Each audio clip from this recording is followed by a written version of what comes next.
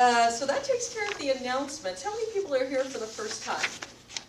Well, let's give them a hand for being here for the first time. And how many people are here for the last time? I can't wait to lose somebody one time. I want to introduce tonight's topic. It's humiliation, the seed of humility. Now, I've been thinking and contemplating recently, probably my whole life, but lately I've been thinking about the Monday night workshops and how I'd like to kick it up a notch. I know that George always used to do a little bit more philosophical, and I do a lot lighter where it's more interactive, and so I think I'd like to go a little bit more philosophical. I did not accomplish that tonight. First of all, I forgot the handouts at the house, so Mark's been printing them up for me, so everyone will have a handout tonight. But as I wrote this, I realized I didn't really adequately make the connection between humiliation and humility. So most likely what I'm going to talk to you about tonight will not be in the handout. So for those of you who are watching YouTube and you end up getting the handout, it's good to read, but it probably won't match the topic that we're going to talk about. Which is funny because that's what George used to do if you ever saw his study groups. In the study group, he would do something entirely different than the pages, and he had like 9-10 pages written, and he barely would follow it. It was always something different. Before I begin, though, I wanted to be able to give you an opportunity. Come on in, guys. Hello. I wanted to give you an opportunity to check in if anybody would like to. Let us know what's going on in your life. And wow, this room is heavy. Let us know everyone's sitting. The seats are full here. So YouTube, the seats are full here. There's available seats here. For those of you who just walked in, tonight's workshop is being sponsored by Starbucks. Okay. So I'd like to give you guys an opportunity if anybody would like to check in real quick before I head on to our topic.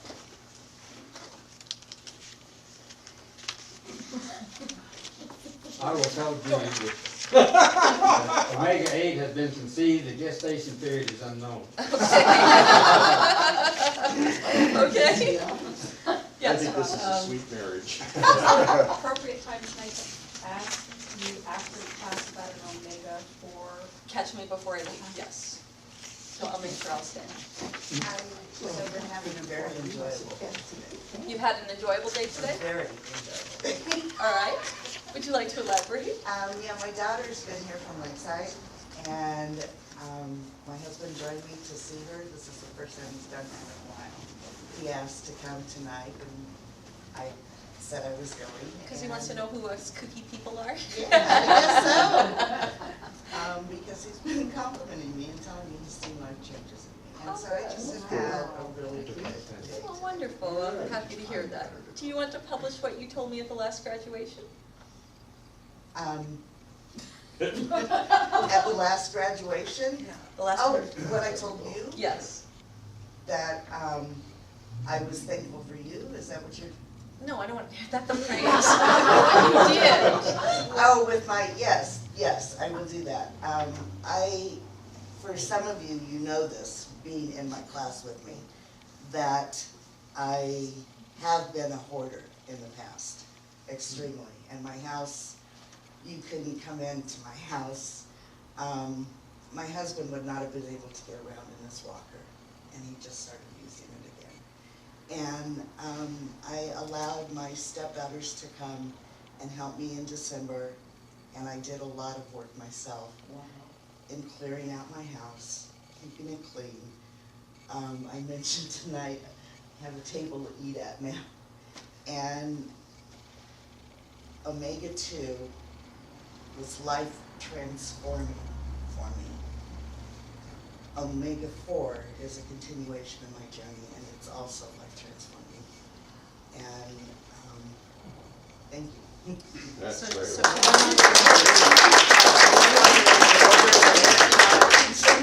excellent. That's great. Would somebody else like to follow that? Anyone else have anything they'd like to check in before I head on? All right. So tonight's topic again is humiliation, the seed of humility. I was thinking about my life, and this is one of the reasons why I wanted to change the way I do Monday night workshops, because I don't want to always talk about me and my life.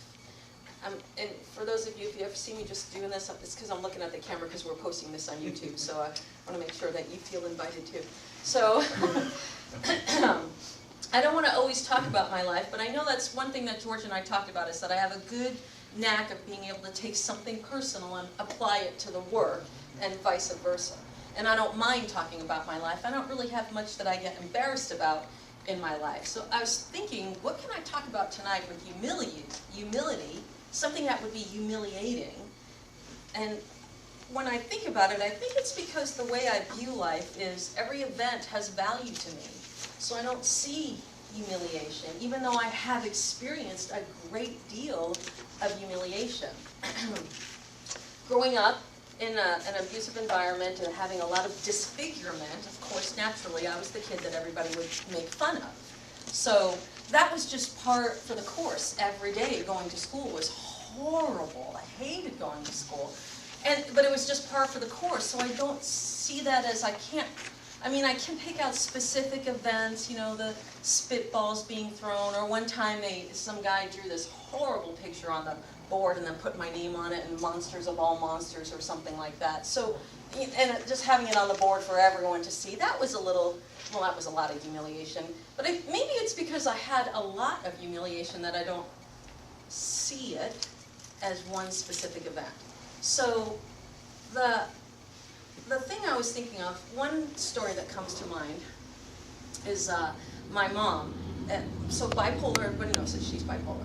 So in her unbipolar state, when she's nice, beautiful woman, truly heartfelt, wonderful woman, but in the bipolar state, and those of you who experience people who are bipolar, you understand that. They're gone. They're just a different individual. And so that's where a lot of the abuse would come from, when she was just, what? Gone. So I don't even consider it was my mom. It was just this other personality that showed up. Well, there was one time that I remember having, I had a spot that I had to sit in. I was the only kid in our class. I was the only kid in my family that had a spot to sit in. In other words, anytime there was a punishment or something, and anytime there was, she just was angry, I would sit in this spot. And it was next to the living room table, so facing the TV, and then I would turn and sit and eat. My meals would be served to me at the coffee table, not with the family, and then I'd turn back, and nobody was allowed to talk to me. And I could sit there for hours sometimes. It would be like or a day. I remember one time I fell asleep while I was sitting there, because TV just bothers, it's just such a mindless thing. So I just sit there, and then I just went to sleep, and I woke up, and my mother and brother were sitting, and my older brother was sitting there, and she was doing this, like making fish face at me, and I didn't understand what it was about. But my nose was shattered, so I couldn't breathe out of my nose. I actually didn't breathe out of my nose until the year 2000, when I finally had it fixed. So, rhinoplasty, is that what they call it? So, really heavy, big, fat nose. And so when my nose was shattered, the nose bone went far, so my eyes went further apart, so my eyes were a little further apart than most of the kids in my family. And it was just a big chunk of bone here, and then I could take my nose and literally turn it around or push it flat against my nose. There was no cartilage in here at all. It was just flesh. But because I couldn't breathe through my nose, I always breathed through my mouth. So I always had my mouth open. So apparently I fell asleep when I was sitting up, and my mouth was open, and my mom was thinking I looked like a fish, and for some reason she thought it was funny to make fun of me. Well, so she started calling me Fish Face, and from that day on, my name was Fish. In the family, my name was Fish or Fish Face. So when she'd call all the kids to breakfast or dinner, it'd be like she'd run down through everybody and then Fish Face, and that was it. Now I remember that was kind of embarrassing. Like people would be over and she'd just like yell Fish Face, or they'd yell out the window for everyone to come to dinner. Have you ever seen the commercials? The ravioli commercial, or rigatoni, or they yell out the window, Anthony, and then they come running down the street. That's what my family was like. You just yell out the street, and you're all supposed to know. Oh, that's my mom, gotta go. Well then, years later, I want to say about maybe 8 years later, I got into high school. When I was in high school, debating, do I want to say this? Do we want to delete this? We'll delete this. When I was in high school, that's when I found alcohol, and I had this shift where I realized I could use humor, and I became really funny. So I was like the class clown, sort of. And so, I drank like a fish, let's just say that. And so the group of people that I hang out with started calling me Fish, because I was drinking like a, I'm like, are you kidding me? Like I could not get away from this name. Like really? Well then I started laughing about it, and In my yearbook, everyone was like, "Hey, fish!" And then one day my mom happened to look. She's like, "Why is everybody calling you fish?" I'm like, "Oh, because I like to swim." You know, whatever. But I thought that that was unique because a unique story, just that I had it when I was early, and then 8 years later it showed back up again, and I'm being called the same name. Like, that just seems too much of a coincidence for me. And so the second time when my friends started calling me, I got embarrassed at first because I immediately went back to when my mom called me fish face, and I had that little arrest record, and I realized they weren't making fun of me as much as my mom. It was a different type of making fun. It was like kids chiding each other. So it was like everyone gives each other a nickname, so I was the fish in the group, which then I was like, okay, that's my name, that's not bad, and I didn't take offense to it like I did when I was younger. So that's when I was thinking about how humiliation, if we don't take it personal, then it doesn't seem to embarrass us as much. But if we do take it personal, then it embarrasses us. And of course, being a very shy and introverted kid early on, that was horrible. I mean, any attention that came to me, I don't want to see it. But then naturally, when I got to high school and flipped, and my personality showed up differently, where I realized you can use humor to get away from being picked on, and I would use that to get out of embarrassing situations. I learned that very early on. So in that sense, and then I started thinking, and I'm certain this is probably where I became aware of finding the value in the things that occurred to me, on how I could be so embarrassed I would freeze, because I've seen this with people where they're so embarrassed they can't take a step forward. They're terrified.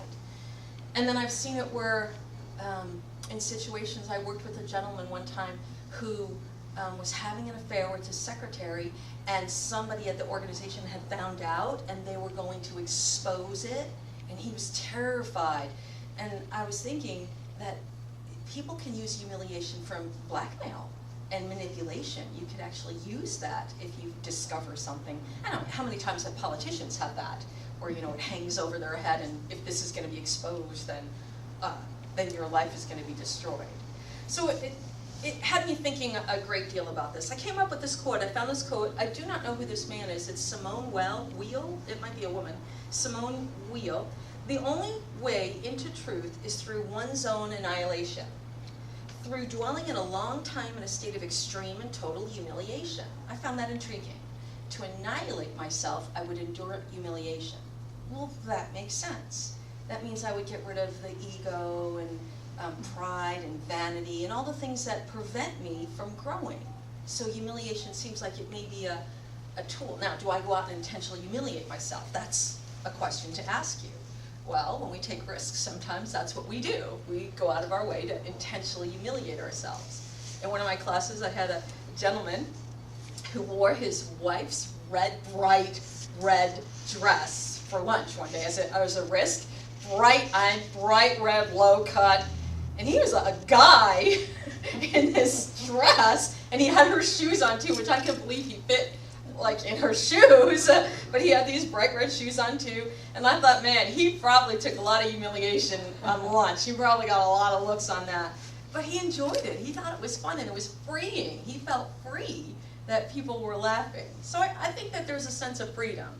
So the way I started out thinking about humiliation, I remember the very first time I went to my very first granddaughter, who just turned 16, on her 1-year-old birthday.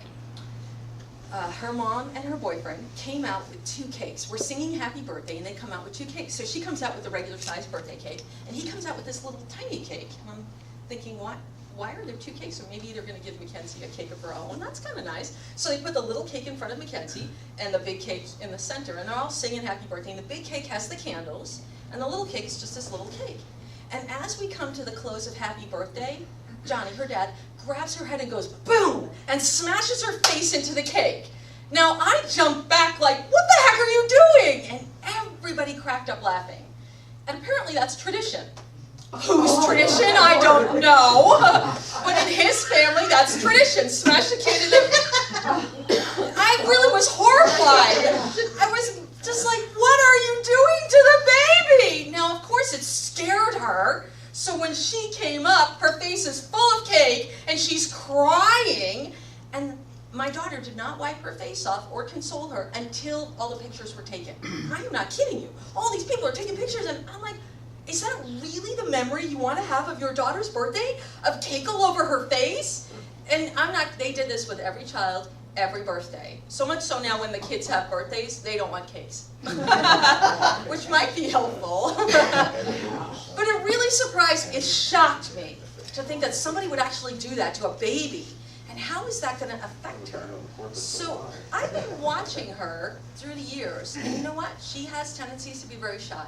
She doesn't like to stand out. She'll go into the back of the crowd. She gets really embarrassed when her dad's around. She actually does not like having him around. I remember we'd go shopping, and I'd have her in the stroller, and I would be pushing the stroller, and he'd be walking with me, and then he'd want to push, and she would throw the biggest fit. She didn't want him pushing the stroller because he would do goofy things thinking it was funny, and it wasn't. I mean, I do goofy things too, but apparently I never smashed her face into a cake. So somewhere she must have held that memory. She must have had that memory. But when I thought about humiliation, I thought this little girl is probably experiencing some form of humiliation with that for year after year for your birthday, and having the pictures to remember it. And, you know, they pulled out the photo albums. Oh, yeah, here's your birthday. They actually have the pictures hanging on the wall, which I would be, if your friends came over. Oh, it's a new mask. Let's start the kid on fresh facing right now.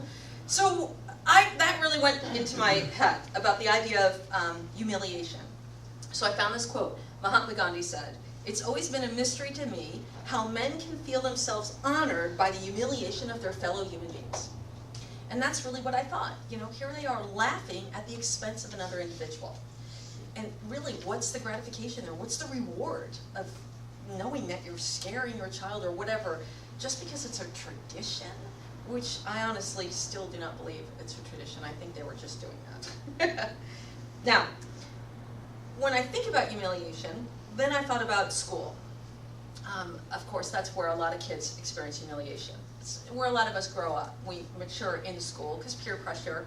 Almost everybody gets picked on in school in one way, shape, or another. But bullying is really big right now. It's huge. It's probably more now than it's ever been, mostly because the venue that children have is different. With YouTube, everything's on a camera, so you can record everything. So I was scanning YouTube. You cannot believe how many fights are posted up on YouTube. Fights! Physical fights that are happening with kids, ranging from any age. So one fight I saw was between this, it was in a biology class, so I had to be 10th grade, and this one guy got up and just started pummeling this kid. So the kid didn't want to fight back. Obviously, you could tell he wasn't wanting to fight, but what was the most disturbing is the teacher was standing right there and didn't do anything. Did not do anything. And then I continued looking at the video, and there's been more than one occasion where that teacher would not step in. It's almost like he would encourage them. There was a video where this one kid took off his shirts and the other one got ready, and they got ready to fight, and the teacher just stood there and they started beating on each other for about 4 minutes until finally one kid knocked the other one to the desk, and you could clearly hear the teacher say, "Okay, that's enough." Like he was endorsing fighting. So I was stunned at that. But then, like I said, I went through I cannot believe the amount of videos that are on there about fighting. And some of I saw one, there was 40 people involved on the street. It was on prom night, and a mother was upset about something, so she pulled the girl out of the car and started beating on this other girl. I don't know if it was because it was the rival of her daughter's boyfriend or something, I have no idea. And then all these people in the street start getting in it, and there were like 4 people who were pummeled to unconsciousness, and I just shake my head and think, really, that's the mom who starts a fight like that? Wow. And really, truly hard not to have judgment on that. So when I was thinking about the bullying, and how, like I said, the generation now is a little bit more difficult for our kids, because not only do you have to have the humiliation of being beat up in front of a group of people, but it's posted online for everyone to see, everyone, for eternity. All you have to do is type in and it'll always be up there.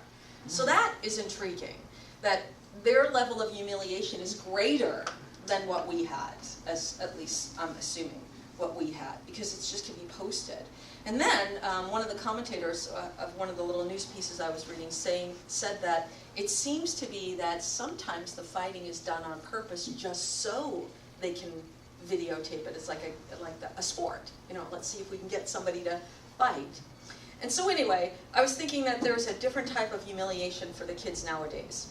You know, and I wonder, my youngest granddaughter is 7 years old, and I wonder what kind of life is her life going to be. Yeah, you know, she's had 7 birthday cakes smashed in her face right now. But I wonder what kind of life is her realm going to be if the kids, the generation now, are dealing with the internet. Like, what's the next thing? It seems like there might be something more detrimental. Then I was thinking about Sandy Hook. Now, when the Sandy Hook event occurred, I was away at a silent retreat, so I didn't hear about it until I was on my way back. And when I was on my way back, I was talking to Mark, and he did not tell me. Well, then I called his daughter, because she hadn't seen me in 12 days, so I called her. One of the first things she said, "Oh, did you hear about the Sandy Hook?" And I was like, "What? What are you talking about?" And so, you know, doing the research and following up, because when I heard about it, it was 2 weeks later? I think it was 2 weeks later after it had happened. And, of course, you know, you've got everybody's news articles and people's points of view. But then one of the things that intrigued me was a psychologist had mentioned the survivor's guilt. Can you imagine being 7 years old and you already have guilty for being alive? You're guilty because you're alive, because your brother died and you're still alive, or your best friend was shot and you still survived. Like, what kind of humiliation must that feel like?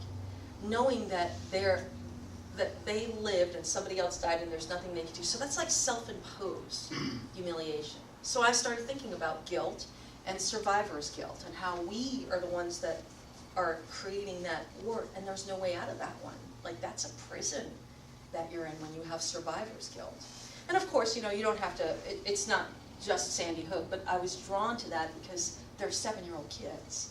At the age of 7, feeling guilty because you're alive, that's just flat out incredible to me to think of that. Like, those children should be enjoying life, not feeling guilty because they're alive. So again, another form of humiliation is the fact that you survived and other people died. Now, I also know humiliation is used as a tactic in college. You know, the sororities and the frats, the hazing. You have the week of hazing where you are intentionally humiliated. So I have another quick story. So my second year in college, I was my roommate ended up being this very large, tall black woman. Now, I had not really spent much time with anybody of that color, so I was intimidated by her first because she was large. I mean large, this very tall woman. And when I walked in the door, she went, "You are not my roommate." I went, "Okay," and I turned and left. And then, so I guess this is a good embarrassment. I didn't see her face clearly when I walked in, so for at least 3 weeks I said hello to every single black person in the dorm because I didn't know who my roommate was. So I just, hi, and I'd walk in wondering, is this my roommate? Well, we ended up being really good friends. So it was really funny. She did not actually grow up with a lot of black people. She grew up with a lot of white people around, so she had requested a white roommate, which was another story. But anyway, she was in a fraternity, a sorority.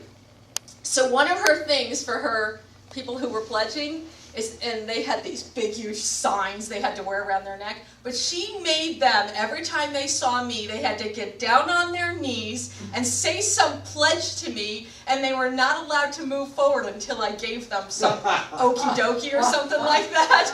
So can you just imagine me walking down the campus and all of a sudden these black girls are coming up and getting down on their knees. I'm like, oh my God. And she didn't tell me she was doing it. So the first time the first one did something, I'm like, are you okay? Something, do you need medication or something? It was very funny. But that was a form of humiliation. Like, she thought to get these kids to bow down to a little white Italian New Yorker. That's a good humiliation. So that in its sense, that was, I still don't understand the point of hazing. Like, we have to embarrass you to get you to be accepted into the sorority or the fraternity. And I've seen some terrible things that hazings have done. I've seen guys have to streak. So I went to college in Buffalo. So in the middle of winter, you got these guys streaking. In the middle of winter, that's pretty bad. So again, that's a culture. I guess you could make that like smashing a little baby's face in a cake. So I guess it would be a culture. So hazing is a culture. I also know in the military, hazing is a form of punishment. That if you cross the corps, they handle it. They don't go to the superiors, the group handles it, and it's usually some form of hazing. So it can be used as a sense of control, and again, it's all based on humiliation, the idea that these kids are going to be humiliated. I was also thinking about accidental humiliation. You know, you hear the stories about the people who get drunk and they wake up and they have a tattoo on their arm. And, you know, it's some big burly guy and it says Bob. Or something like that, that, you you wouldn't normally put on your arm. So that would be accidental humiliation, but it's still, and unfortunately you still gotta walk around with that. My youngest daughter, she actually started getting into tattoos at a very early age, and she ended up putting, so her husband has this big huge spade on his arm and it says something underneath that, I don't remember. So she put a tattoo on her bicep, and I tried to convince her, not on the bicep, do it on your back, do it on your thigh, not on your bicep. You're gonna look like a biker chick. No, it'll be cool. And it wasn't a little tiny thing. She has it's like at least 3.5 inches, and it's the woman's symbol. And I'm like, why choose that? Why not a unicorn? I mean, what's the symbol thingy? She didn't know what she was doing. I'm fairly certain she wasn't sober when she did it. So she's got this big thing on her arm. Now, do you think she's embarrassed about that? Yeah, 10, 15 years later now, she didn't want it. So she's in the process of trying to get it eliminated, laser it off. Unfortunately, I'm not paying for that one. But I remember when she got married, she had lost a lot of weight. She's beautiful. Those of you who ever seen Leah, she's absolutely beautiful, just drop dead gorgeous. And so she couldn't wear a strapless or a sleeveless dress because of the tattoo. So we had to get her a dress that had longer arms for her so that she can cover it up. And most of the arms were just lace or see-through, so she really struggled with that. So we ended up getting a shawl thing to help cover it up. But then when her sister got married, her sister insisted that we all wore strapless, which was so unfortunate because Lee was just so embarrassed, just flat out embarrassed. Again, we just got her a shawl and she just walked around with the shawl on her arms. So there's a form of embarrassment tied to regret, and that you wish you didn't have done something. Humiliation, so I'm giving you good pictures of humiliation. Now, I want to make sure I don't skip here. So humiliation, Wikipedia. I went to Wikipedia to define what humiliation was, and it says, humiliation is the abasement of pride which creates mortification or leads to a state of being humbled or reduced to lowliness or submission. So it leads to a state of being humbled. So there's a connection right there. But it doesn't tell you how. It just says it can lead you to a state of being humbled or reduced to lowliness and submission. So when I was thinking about that, for those of you who know, there's a branch in the Catholic Church that does self-defecation, where they, what was the movie with Tom Hanks? The Mona Lisa smile picture thingy. The Da Vinci Code. Thank you, it was the Da Vinci Code. So in that one, the gentleman who was off killing people, he was the one who was also beating himself. To purify himself is the whole idea. So, I said so again. I'm working on not saying that word.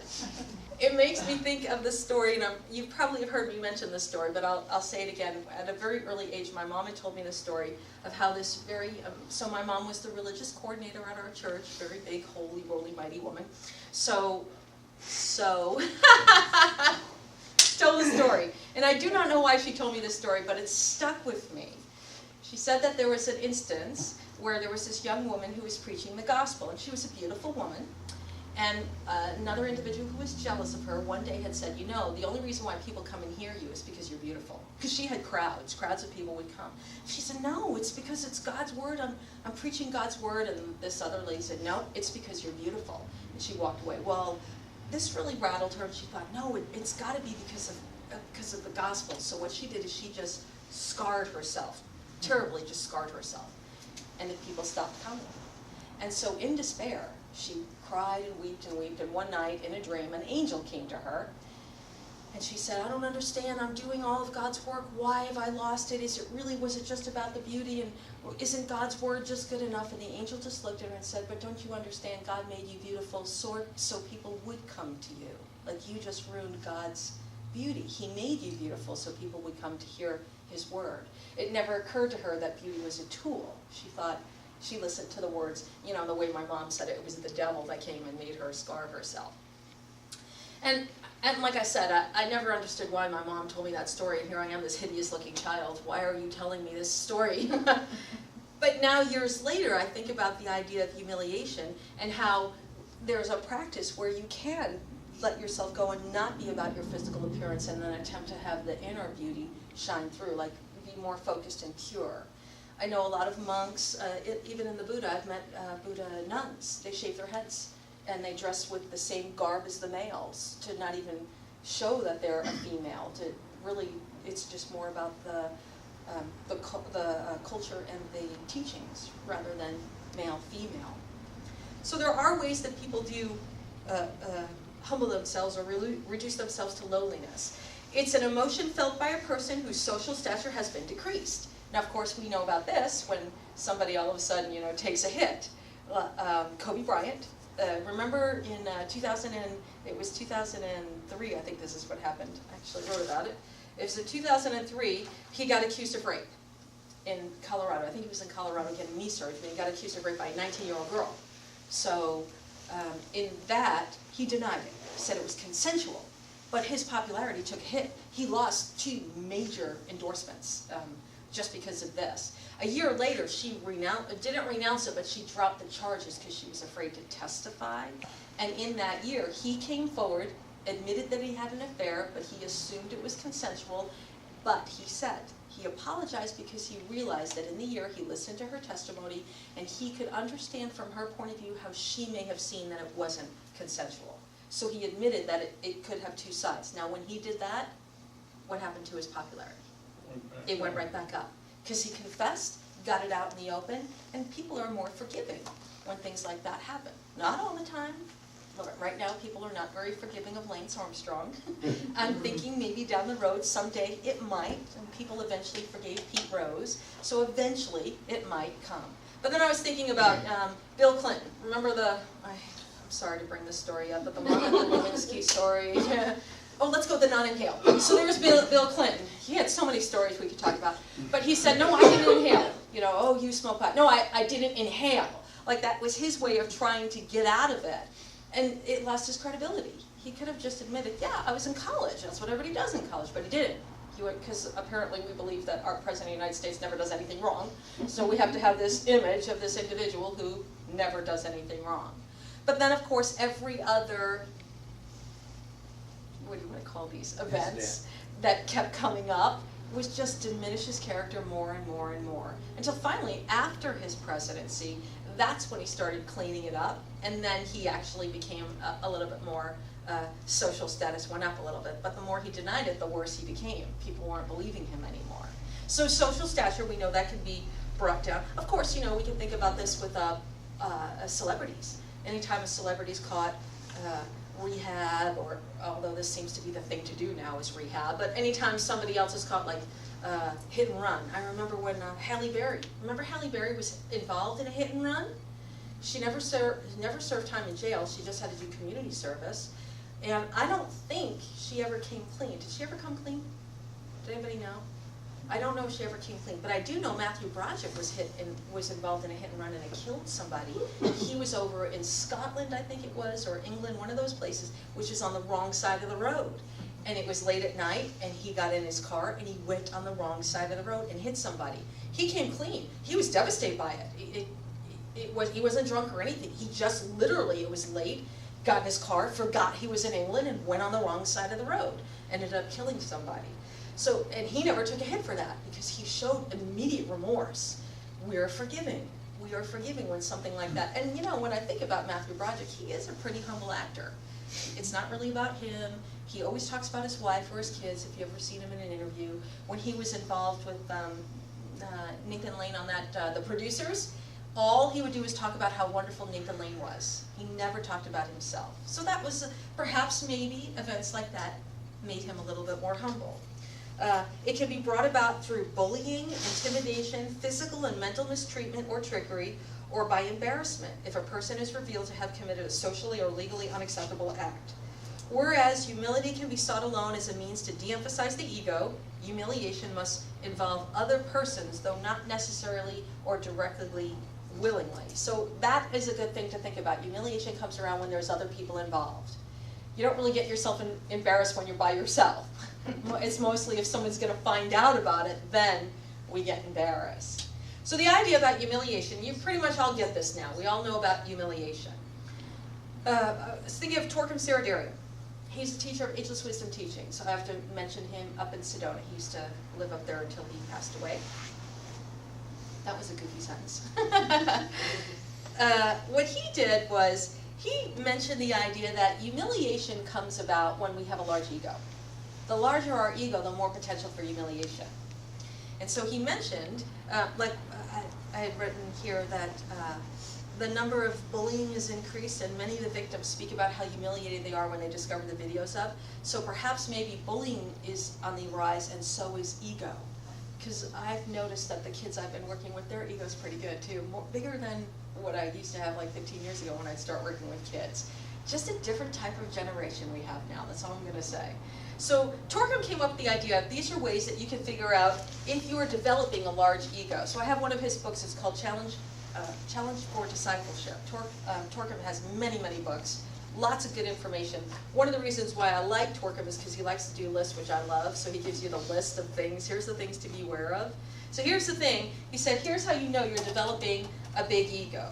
You notice right off the bat if you're strongly identified with your physical urges. If you are strongly identified with them, I've got to be right, it's got to be mine, I have to have my Starbucks, then we are, that's not funny anymore, okay, I won't do it. He says that it's identified with our physical urges, our drives, and our pleasures. It's all about that. For example, some people's religion is a goal, not a means to achieve God realization. Once it turns into a goal, the ego develops power, and it has very destructive effects. The number two, he says, we become self-serving. We act, speak, and feel and think separately. Oh, I'm sorry, I jumped over one. We act, think, speak, feel, and separately as a tumor does, as though it feeds itself from the resources of the body. So we take it, it's all about us. Then three is we're self-seeking. We're only interested in our own pleasures, our own comfort, our own gains, our own supremacy, and our position at the expense of others. Had a conversation with one of my clients today, and he was upset because one of his, he said this twice, 3 times he made this statement. I'm just not getting anything out of her. Like, it's not like the company is making a contribution, we're not getting, it's I'm not getting anything out of her. So there's an individual who has a large ego. Number 4, we begin to manipulate people, events, thoughts, and circumstances for our own advantage. Again, it's about me. These are ways, once again, I'm just going to reiterate how we develop, how you notice and recognize that you're developing a profound and developed ego. We want to be the central figure wherever we go. We exercise pressure and we use various manners to get attention and force our way towards the central position. So these are the people who, no matter what, make it about themselves. Some catastrophe happens and they turn it into them. Oh, I'm never going to be able to survive. Forget about all the people who are injured. Oh, no, no, it's all about me. That's when you have a developed ego. We want to rule and command. This is funny. We want to rule and command without having either the authority or the qualifications. We just take charge. And sometimes the people with the loudest voice, that's who they follow, even though they're not qualified to do so. We begin to turn our eyes away from the values of other people. Doesn't matter what you believe. What I believe is it. That's all that matters. The values of other people begin to irritate us.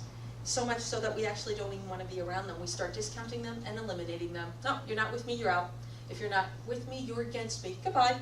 So we have no value in other human beings' feeling and sensation. We develop a huge formation of vanity. We feel that we can do anything, we have everything, we know everything, we are everything. And of course, this starts to gradually and ends with, he starts out gradually and ends with insanity.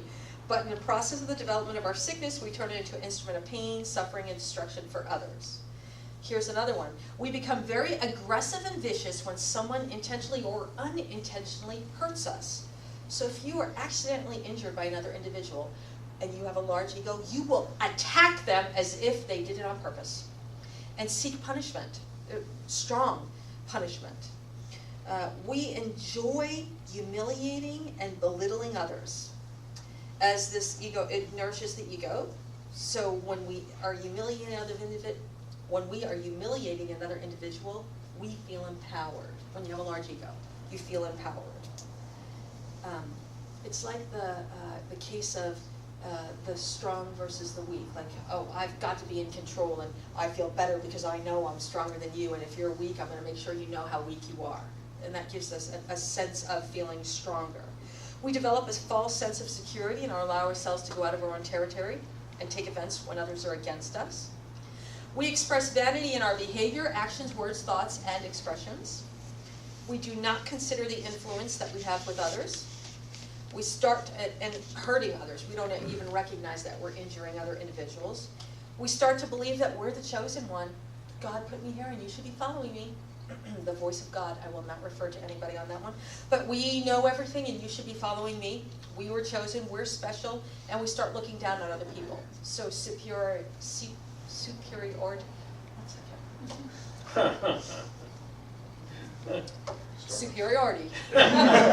comes into play. Now, once these start to show up, then what's going to happen is you're going to go and start spiraling and increasing your ego and losing touch with your values. The further you go towards the ego, the further you are away from your spirit. So the further you are with your ego, the further your ego. No, I'm kidding. The further you are from your within ego, the further you are from purity. We can use that word, purity, essence, whatever word you wish to call it, the God within, your higher spirit. So the more ego, the less you have of a connection, an inner connection. What I'd like you to do, make sure everyone has someone to chit-chat with, because I've been talking for quite some time here, almost an hour. I'd like you to have a conversation with your buddy and talk about, first of all, humiliation. I want everyone to come up with one example of an event where you were humiliated.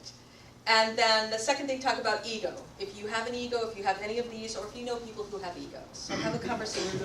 I just thought of an event in my life where ego prevented me to move on. Or humiliation, excuse me, humiliation. So my nose was broken. And having a broken nose, I had a beautiful singing voice. So I had a really good range. Those of you who know Barbra Streisand, she has that big old nose, but a great voice. Sorry, Babs. We're good. Close personal friend. But I had the same instance. So my nose was busted, but I had a great vocal range. I can go from an alto to a high soprano. I actually could drop down a little bit to the bass, but a high soprano is mostly where I sang. Well, when I got to be 16 years old, I had the opportunity to have one of many operations, reconstructive surgery. So it was considered not reconstructive, it was considered corrective, to put it back where it was supposed to be, so my dad could get the insurance. Well, you don't know that. Anyway, so it was one of the first of many operations that I had, but the very first operation I did, the surgeon broke the bone, because there was so much bone up here that he broke it to try to narrow it down and get it. And then the second operation, they went in and tried to raise it up a little bit, and then the third operation, they went in and gave some structure to it. Well, it never, anyway, when they asked me if I wanted to do the surgery, yes, of course, I don't want to look like this anymore. Please, fix my nose. I hate the way I look. After I had my nose operation, my voice changed. I lost my singing voice. Never occurred to me that I was going to lose my singing voice, and I loved my voice. I loved the ability. I hated the spotlight, didn't want to sing out, but I loved to sing, and I was always in choir and whatnot. Well, when I lost my voice, I stopped singing. I was so embarrassed that the physical beauty was more important to me than the inner beauty, the singing. I stopped singing. And that plagued me for years. For years. I wouldn't even sing for birthday parties. I would do the goofy voices. Hey, happy birthday to you. I mean, just something goofy, because I wouldn't sing for real. I just flat out would not sing for real. And for those of you who know me, I could do many different voices. I think one time we added, I had 21 or 23 different voices that I can do. I won't do them now. Well, Omega 4 has heard the Gandhi voice. Gandhi comes in, this is such an Omega 4. Anyway, Gandhi had no ego. The thing is, I I was so embarrassed about it, I stopped singing. And then I went to humor, of course, but I lost my voice. I was so embarrassed that physical beauty was more important than my singing voice. And that's something that plagued me for years until, when did your dad go through the tube, Nicole? Was it in the early 2000s or late 90s? Like 20 years ago. Yeah, maybe the late 90s. So for about 20 years, I refused, or maybe 10, 15 years, until I finally took a risk in Omega and I sang in front of a group of people, but I had the music up really loud, so you couldn't quite hear me. And then on one New Year's Eve, I actually did sing a song on New Year's Eve. I held the microphone and I went up and down the aisles to make sure everybody could hear me sing. They didn't really appreciate it, no, I'm kidding. It was more about me taking that risk to be able to sing out loud. But even today, I still have a hard time singing. In Omega 4, you know, we do I'll lead the ohms and the chanting, and I still have to breathe and remember, it's okay, just go do it. So I thought of an instant, that was an instance where humiliation has prevented me from moving on, and it was self-imposed humiliation.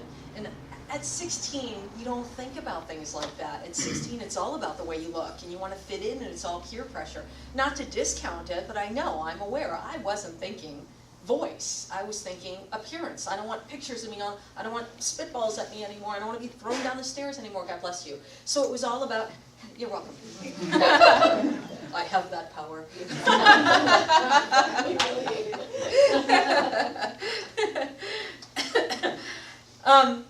And now, back to your humiliation. I'd like to hear from some of you. Any quick stories that you have of events that humiliated you? Oh, please, come. Quick, yes. Corporations use humiliation Yes, to they control do. their Oh, yeah. employees. Mhm. And I remember being written up for insubordination, and you have to write down what behaviors you've displayed that are unacceptable, and what steps you're gonna take specifically to correct those behaviors in the 30 days, and then you hand in your lists, and they come back and they say, that's not good enough. We want more. Make this better. What's wrong with you? So it's a means of corporate control. Excellent. All right. Yes, Barbara. This is kind of humiliating right now. Just doing it. I was probably about 7, maybe 8 years old at a relative party. Little pool in the back, a little wading pool in the back. I ran through it, fell, slipped and fell, soaked my clothes.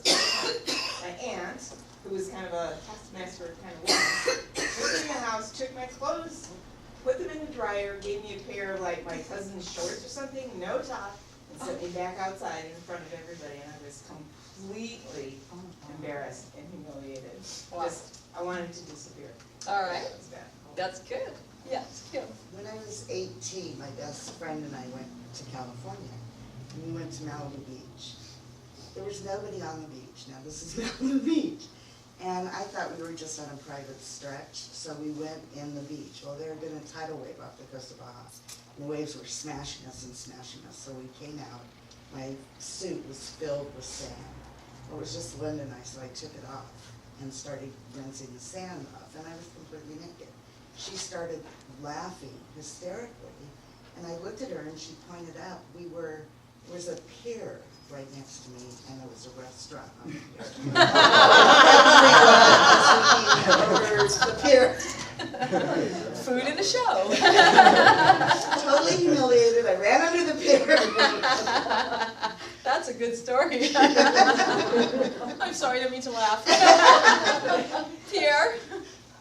I'll do a reverse. Instead of telling a funny one, I'll tell one that's still. I was working on the celebrity events with Mike Landon's group, and one of the big CEOs took a liking to me, but noticed that I dressed nice, but my stuff was kind of worn down that. So he invited me to this huge businessmen's club, and I mean it was high rollers and everything, and part of what he invited me there to was he was going to front me money to go get some nice clothes, pay back later and everything, and so I had a drink with the big boys, which normally wasn't a problem. And that was when I found out Slow Gin and I have a problem. And when I went to leave, could not find the floor with my, and I knew not to drive home. I just wanted to get in the car so that nobody found the body. And could not find where the car was. And, you know, on a parking structure, how they'll have the outside stairs. So I'm dressed in a three-piece suit, sitting with my leg hanging, throwing up all over myself, as people are walking by me, looking. And I remember having enough consciousness to think, not just what are those people thinking, but, you know, is one of those people gonna, like, call the cops, which was a scary thought, is one of those people going to go get me help? Which, and by then the next person was walking by and I'm doing it again. And never could find the car, but somebody finally decided to offer me a little bit of help. And I lied through my teeth and actually convinced them that a couple of guys had dumped stuff on me and that I'd been beat up and mugged, because I was so friggin' humiliated and stuff. And lied to my friend Craig, who came out and picked me up from the security crew and everything. And I keep thinking I'm gonna clear that up with Craig one day. And I think after 30 years, it's pretty safe that I'm not going to. But it was just, and I'm sitting there, and my father, who I always hated, ridiculed, you've heard me say things about him, even though I've gone through forgiveness stuff. But at the time, I'm sitting there going, geez, I'm my dad. Only thing is, I'm wearing nicer clothes than him, and I'm throwing up on myself in front of people and that. So, yeah, that would have been mine. All right, that's a good one. Keep one, but that's a good one. Anyone else? Yes, Michael. I was humiliated at work because I had somebody I thought was a friend, and I said something and she didn't like it, and she took it against me, and they had a complaint with the company and stuff, and they problem for me Okay, with the job, even though I don't think I did anything. They deserved what she did to me. right. All right, that's a good one too. People can retaliate. Yes, Colleen. I went to a job interview. I'm a chiropractor, and so I went to a job interview at a place called The Joint. And so they expect you to do manual adjustments very quickly, and that is not my style. And so I did the interview, and they asked me, would you please adjust me? So she gets on the table, and I start trying to adjust her, and I hear the door open, and another patient has come in. So that's pressure on me. I have to hurry up so the doctor can go and adjust him, this new patient, and not a single bone moved on her body. Every thrust, just nothing.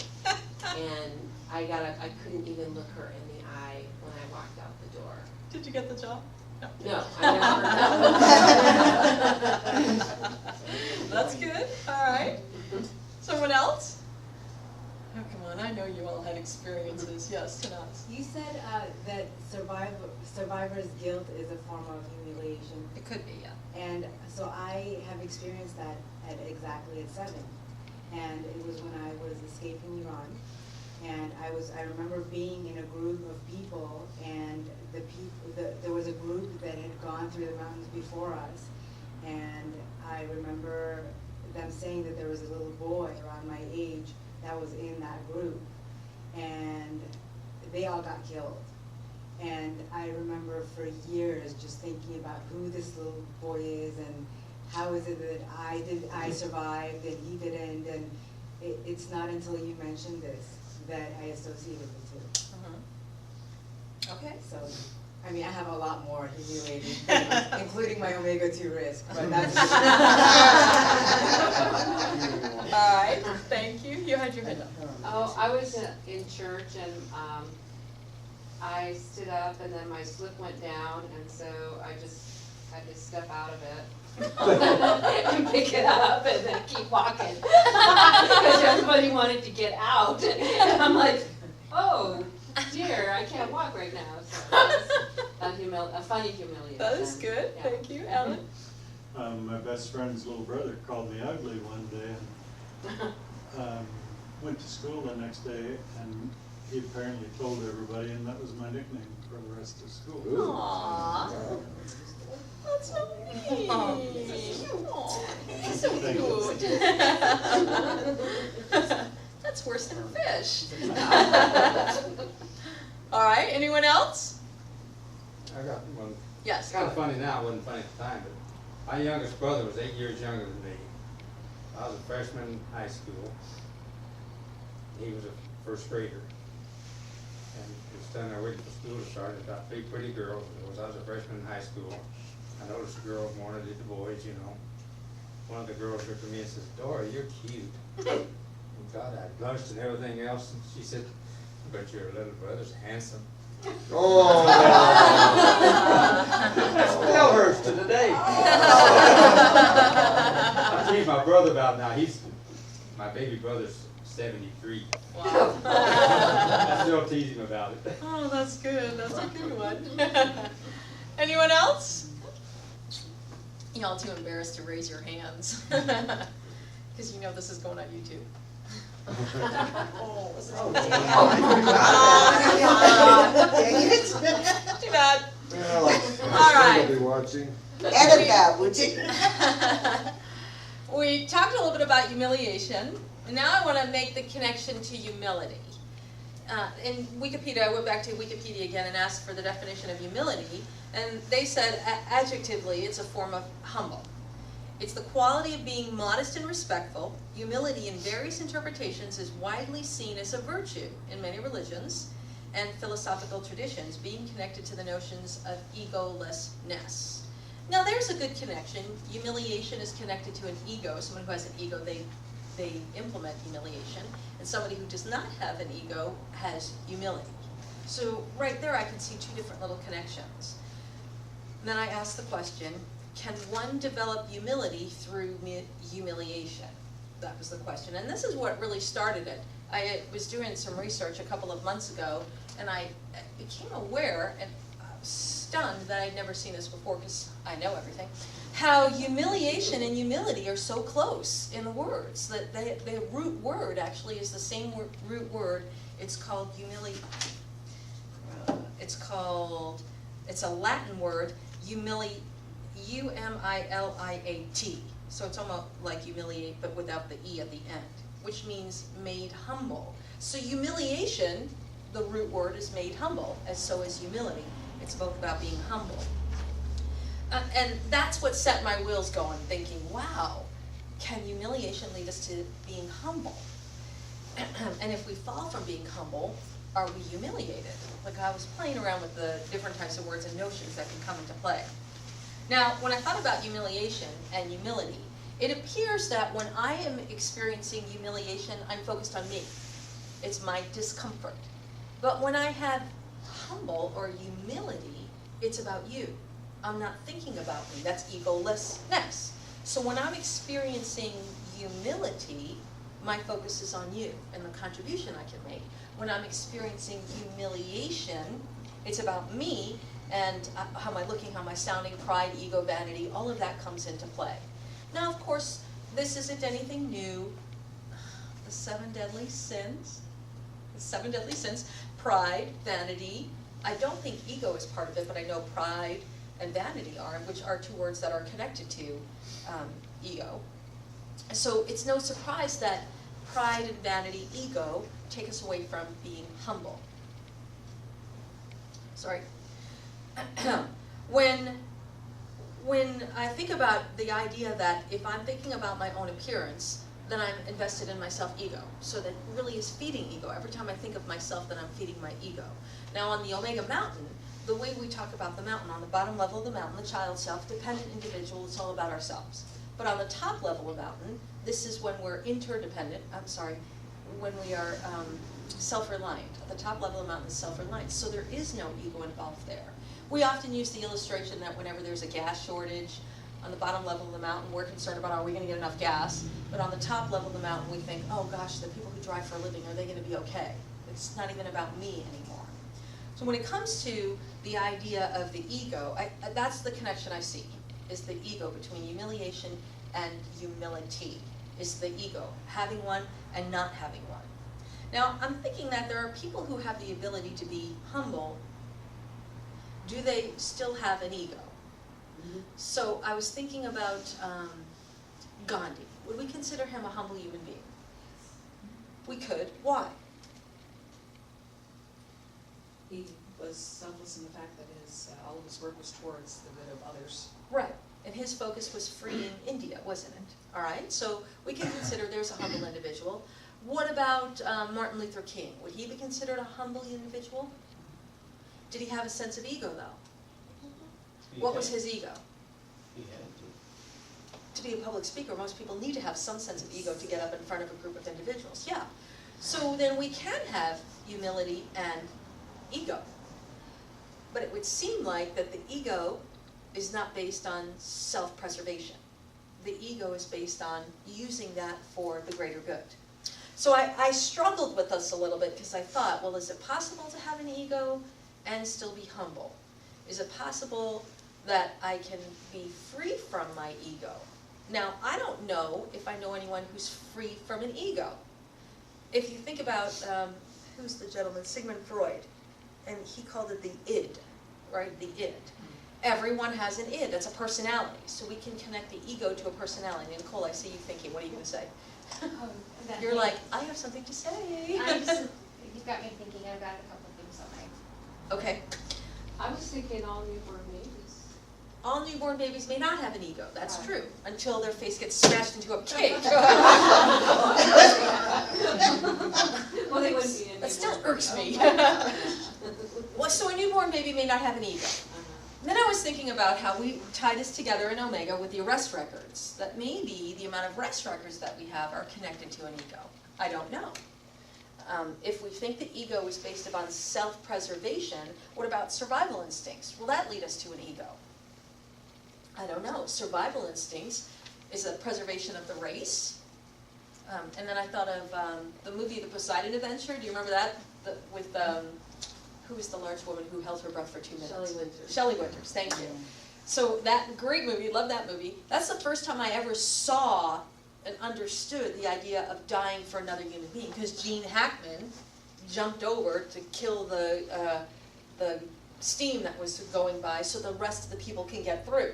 Shelley Winters went underwater and had the heart attack so that the other people could get set free. That's the first time I actually saw and actually comprehended sacrifice, doing it for a greater good, that your life is using your life for a greater good. Even though I grew up in a Roman Catholic culture, it really was the first time it captured my attention. Wow, you could die for another human being. Even though, Jesus died on the cross, that was drilled in my head. I never made the connection until I saw The Poseidon Adventure, which is a strange movie to, have an awakening. It was a Poseidon Adventure that captured my attention. But that's when I thought about, okay, so when Gene Hackman jumped on the thing to shut did he have an ego? At that moment, maybe not. At that moment, he may have just been thinking, save the rest of the people. So then I was thinking, well, can ego be moment to moment? Does it show up or does it not show up? Now, I never came to a conclusion. I'm just giving you my thought process. Because what I'm still wanting to formulate is the connection of humiliation leading me to humility.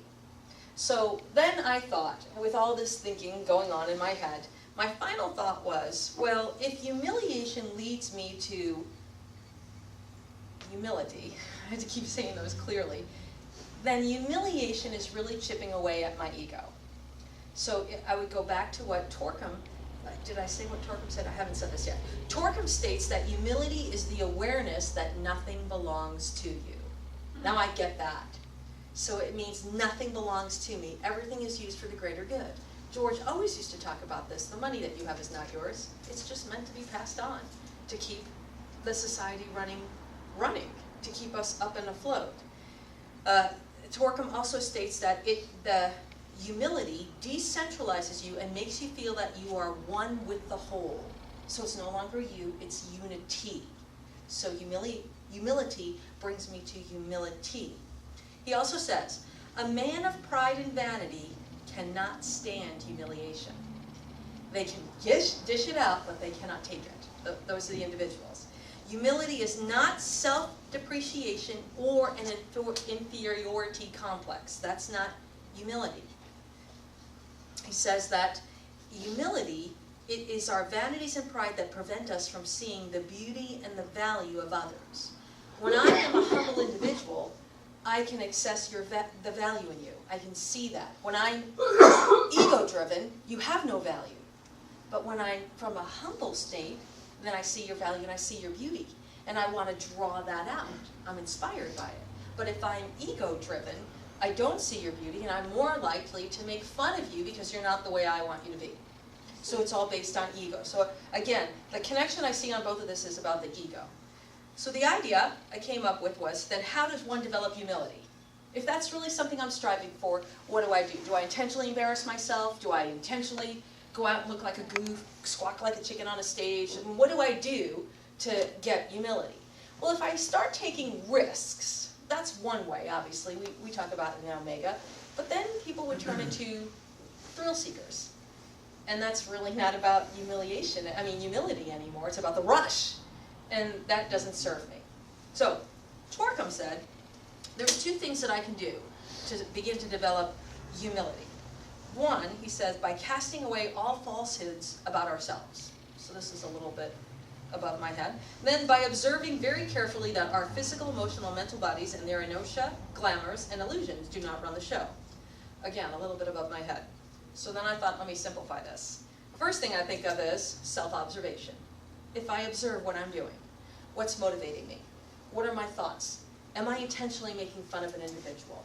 Am I finding joy when somebody else is being made fun of?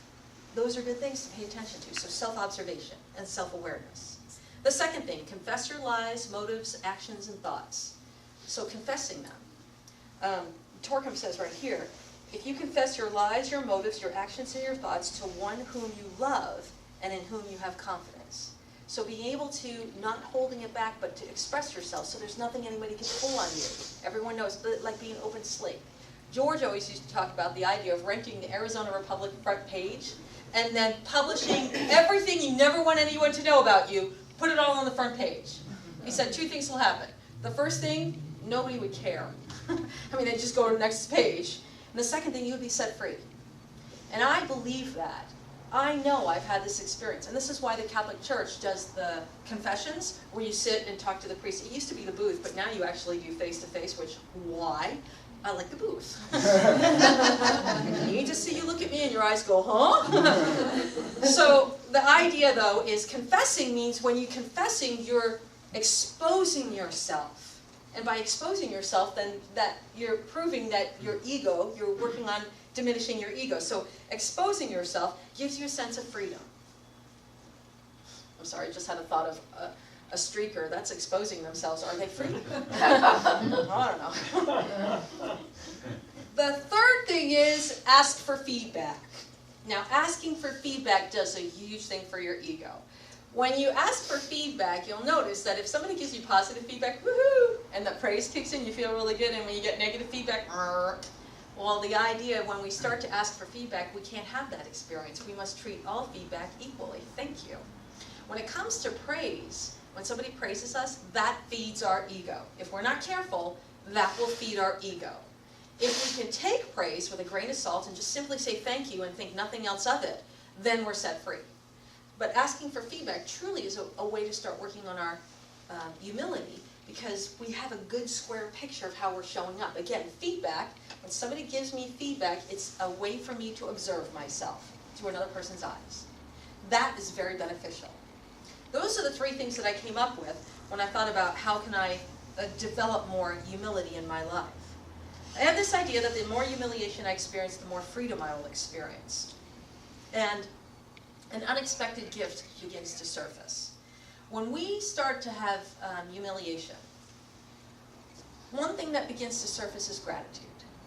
I think when I look back at my life, I'm very grateful for all the events I had to go through. All the events I went through. I'm grateful. First of all, I'm grateful for the strength that I was able to surpass those moments of humiliation. That I was able to surpass and continue forward and keep breathing and keep living, like I didn't check out. I'm grateful for every moment when I was made fun of and how I know I would never want to do that to another individual. So that gives me a code of ethics and a code of conduct. I'm grateful when I look back thinking of the sacrifices, like if you think about karma, truly, if I thought about karma, and if my parents took on the role of beating us so that we can have an experience, I'm indebted to them now. they took on negative karma so that I can have an experience, they are my benefactors now. So I would consider that a gratitude, an extreme amount of gratitude, if I look at the whole picture. Again, I do not know if karma is right or wrong, I'm not there yet, so I don't know on the other side, I don't know if it actually exists. But it makes sense to me that if somebody would take on heavy karma so that I can have an experience, well, I would have gratitude for that. So the more I experienced humiliation, and I think again this ties to what I originally started out with, finding the value in the events. The more I find the value in the events, the more gratitude I have for the events that I've had in my life. When I look around, and when the people come to the programs, and we sit and we listen to stories, I often wonder, have we found, do we know the whole story, first of all? And secondly, have you found the value in it? And when we find the value in those events, has it enhanced our lives? And if it's enhanced our lives for the betterment, then doesn't that lead us more towards a spiritual path, a desire, a striving to have, make a contribution? As I already stated, the biggest thing that came for me was knowing that I would never treat another individual the way I was treated. If anything, that's probably the greatest lesson I got growing up. I would never treat another individual the way I was treated. In Omega 4, we were talking yesterday about codes of conduct, I'll just use that word, and the things that I know I will and will never do. One thing, I know I would never yell at the top of my lungs, I hate you, to another individual, because I've had that done to me. And I knew how shattering that was. It was a moment, and I'm certain my mom was just in a reactive state.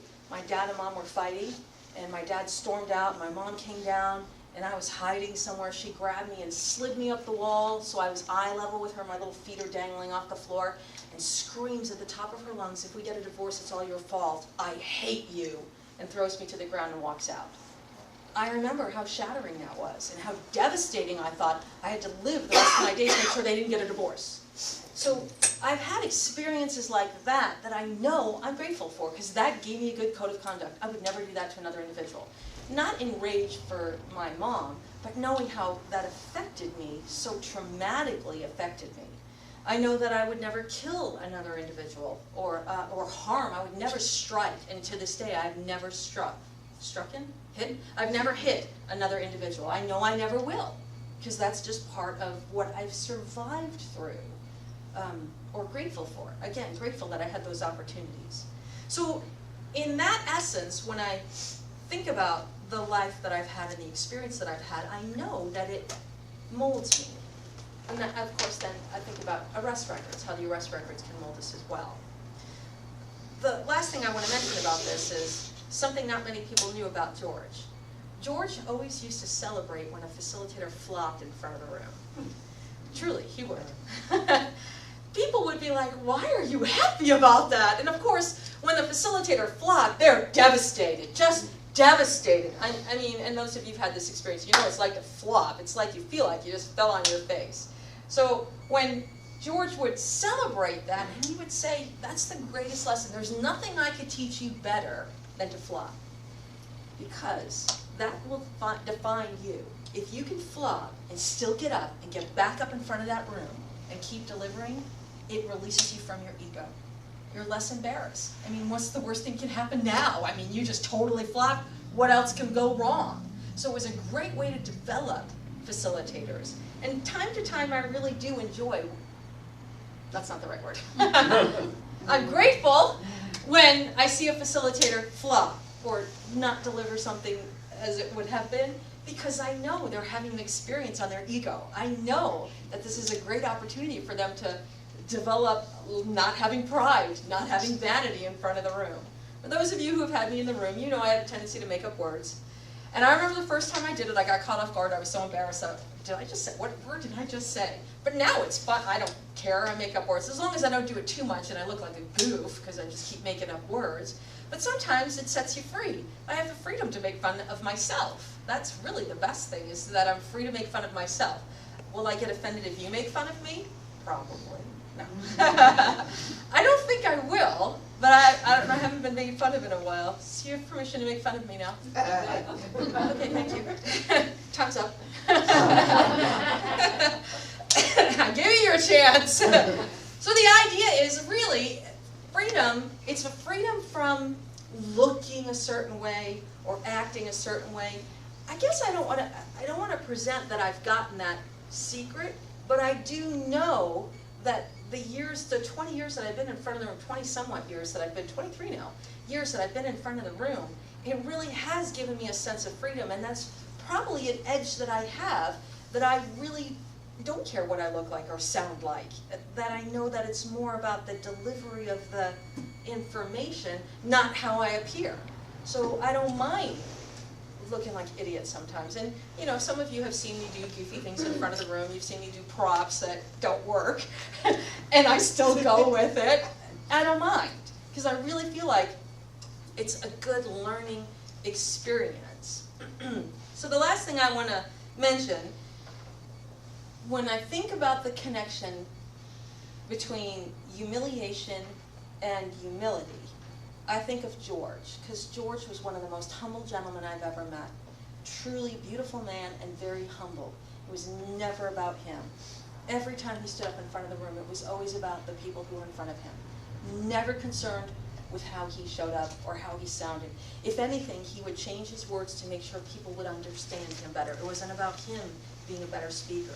I've seen him turn down, now because he was my personal friend, I've seen him turn down getting paid for doing work. I've seen he turned down being paid to do this work. I've seen him turn down speaking engagements, interviews, because he never wanted the focus to be on him. It was always about the work, which I thought was a beautiful way of cleansing himself. Now, did George have an ego? Well, because I knew him personally, I'm going to say no. I never witnessed any, I'm right, you're wrong, follow me, no vanity, no pride. He was the most compassionate individual that I experienced as well, and I don't feel as if his ego was present. Now, I know I'm biased because it was my best friend, but I also know people who know him would probably agree. He didn't have an ego. I think he was a very humble individual. And even in his death, he took his death as an opportunity to teach people. Like, I think that's a beautiful picture of humility as well. Nothing escapes a lesson. He used everything as an opportunity to teach people. I'm not sure I made a good connection with humility and humiliation, but I know somewhere deep inside, I know it's connected. I have this feeling that humiliation really can lead me to humility. Am I successful at that? I don't know. I can't be right or wrong. I don't know the answer to that if I'm successful. But I feel like it's the right path to embrace a humiliating moment instead of run from it. So I would suggest, maybe for the next 2 weeks, see if you do find yourself in moments where you feel embarrassed or humiliated, and what lesson you can grab out of that. What lesson can you learn about that? And notice that if you're around humiliating events, which I don't think they're too often, but if you are you reacting with joy that it's not you? Or compassion for the person who's experiencing it? Or maybe compassion for the person who's delivering it? Both of them deserve compassion if we really understood it, because there's a reason why someone's acting the way they are. So it would be my job to find and embrace both sides. That's really all I had to offer here. I'm hoping that I made a good connection. I made a good connection for me. Thanks for the ride, I guess I would say. And we'll see you, I don't think it's in 2 weeks, but we will see you the next time we do a Monday night workshop. Mark's got the papers in the back if you'd like to take one. Thank you for coming out this evening. Have a great night.